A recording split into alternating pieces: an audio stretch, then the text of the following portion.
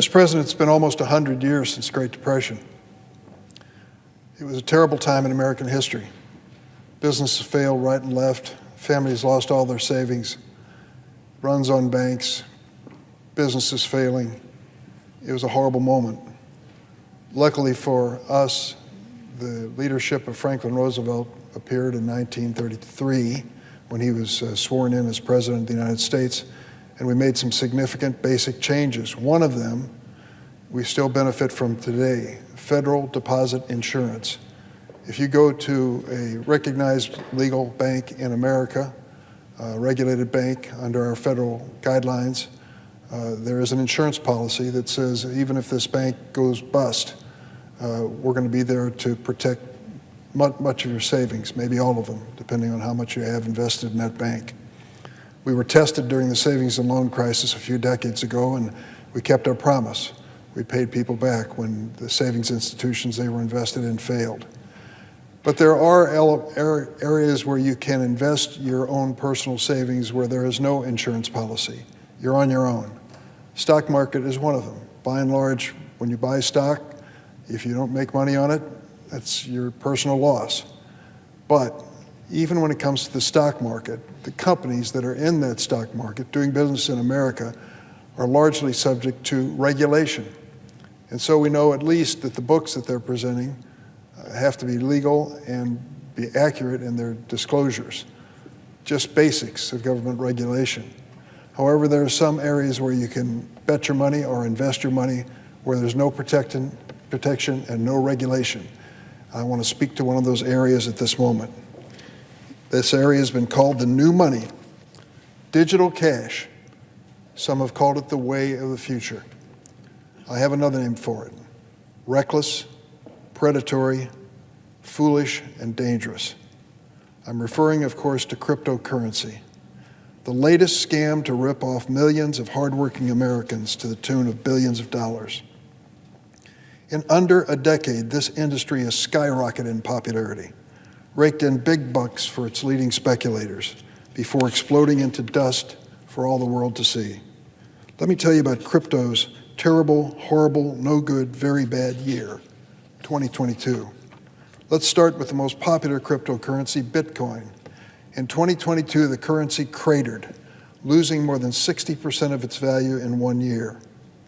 To put it in perspective, if you bought one Bitcoin at the start of 2022, held onto it to today, you would be down $25,000. Think of all the Americans could have held on to that cash for family needs or to cover a down payment on their first home. But their money's gone. There's no insurance. It's just an investment that disappeared. They're not alone. The disaster began last May with the financial meltdown known as crypto winter.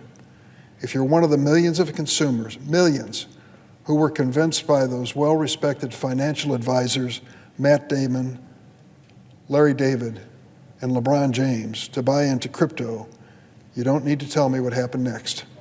In a matter of months, more than $2 trillion vanished from this industry. One crypto firm after another folded. Even a so-called stable coin, which claims to offer great stability, went bust.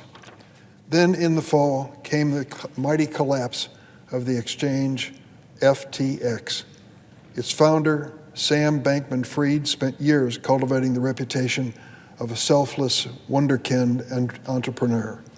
He claimed crypto and the FTX platform would democratize finance, that he was giving a leg up to the little guy finally and sticking it to the barons of traditional finance. It was all a lie. While Sam Bankman-Fried was burning millions of dollars branding himself as some noble disruptor, the reality is he was stealing his own users' money to fund his own risky bets. Here's the worst part. For Americans who were scammed into investing in FTX, there is little hope of retrieving any of their money. Earlier this week, Annie Lowrey wrote a piece in The Atlantic sharing the story of one FTX user whose money was stolen. His name is Greg Sanders. Greg's actually been a crypto investor for quite a while. Pretty vigilant investor, too. Even protected his assets with a technique he calls cold storage. So Greg knew about the risk with trading crypto. He knew those assets were loosely regulated, if regulated at all, and he knew about the volatility of the market. But Greg never expected that the company he trusted to safeguard his money would end up stealing it. He lost nearly $10,000 when FTX collapsed, and like millions of others, he hasn't gotten any money back. Here's what he said about his experience. FTX was legitimized in the public eye. I saw the Tom Brady commercials, Greg said. I saw the Major League Baseball umpires with FTX name on their uniforms. Its name was on the Miami Heat arena.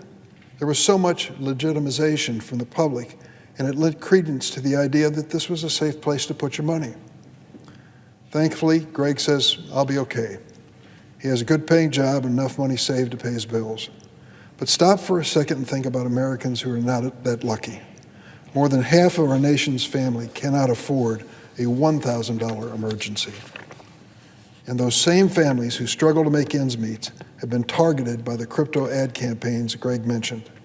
In fact, leaders in the crypto industry have explicitly marketed their products to unbanked and underbanked Americans, those who do not have access to traditional financial services. Now, this is a problem that disproportionately affects Black and brown Americans who have historically been outside the financial system. So along comes crypto and its leading fabulists like Sam Bankman-Fried. These grifters cloak themselves in the language of inclusion and accessibility, promising that crypto is open to everybody and operates, quote, without discrimination. Well, in a way, they're right. When the crypto industry melted down, everybody got hurt, especially all of the Black and brown Americans who were more likely than white Americans to invest in crypto. It seems the cynical ad campaigns worked. So as the new year begins, where do we stand with crypto? The industry is hoping dust will settle, things will quiet down, maybe it'll even blow over, and everybody will forget the damage of 2022. Guess again. Our federal regulators are coming to life, and they're bringing down the hammer on crypto. I want to commend the Securities and Exchange Commission Chairman, Gary Gensler. He is doing his part to protect the integrity of our capital markets and to hold bad actors accountable. In the past month alone, the SEC has filed charges against 2 major crypto companies for burning their investors. And there are other cops on the beat too. On Friday, the Federal Reserve rejected an application from a crypto company called Custodia for a deposit account at the central bank and denied its request to become a member of the Federal Reserve System. In denying the application, the Federal Board wrote that Custodia, quote, proposed to engage in novel, untested crypto activities on open, public, or decentralized networks. As we learned, that would be a recipe for disaster. So I'm glad both the Fed and the SEC, among others, are working to insulate our broader financial system and protect investors from the instability of crypto. But now it's time for wiser minds in finance to come to their senses, and it starts with Fidelity. To think the crypto industry is entranced one of the largest 401k providers in the world is shocking. Yet that's exactly what happened. This past summer, Fidelity announced it would allow retirement plan sponsors to offer plan participants exposure to Bitcoin. Remember, Bitcoin alone lost more than 60% of its value last year. Now imagine if your 401k lived or died by the value of Bitcoin. That is unacceptable for the 40 million Americans who invest with Fidelity, and I'm one of them. Many of them are relying on these investments to retire in dignity.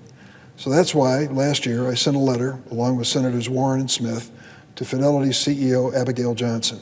We respectfully asked her to reconsider this ill-advised decision on crypto. We received a response in which Fidelity said, quote, respectfully disagree with the assertion that Bitcoin cannot meet the higher standards applicable to retirement accounts. So after the collapse of FTX, I thought, let's send another letter to Fidelity and see if they have a change of heart. We figured at least diversifying from crypto would be a no-brainer at that point. Apparently not, because we still haven't received a response.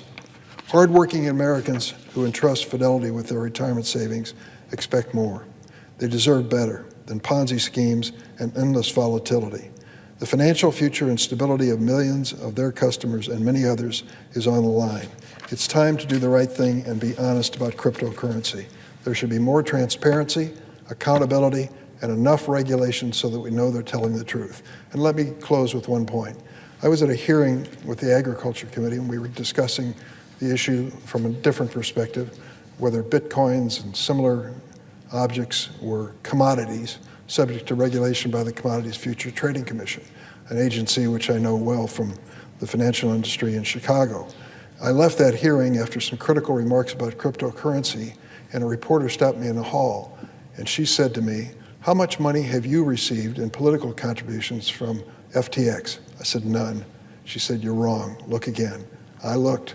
It's over $7,000, money that I did not solicit, but banked, not knowing what was really behind the money. We've given that money to charity, as you might expect, but they have more friends in high places than they have really good argument for their product. I think that we've got to be thoughtful and mindful as politicians that this industry has a lot of money riding on this bet, and we've got to be careful that we don't become so beholden to them that we lose our clear-eyed look at an entity which has hurt so many people already and is likely to do more in the future. Mr. President, I yield the floor.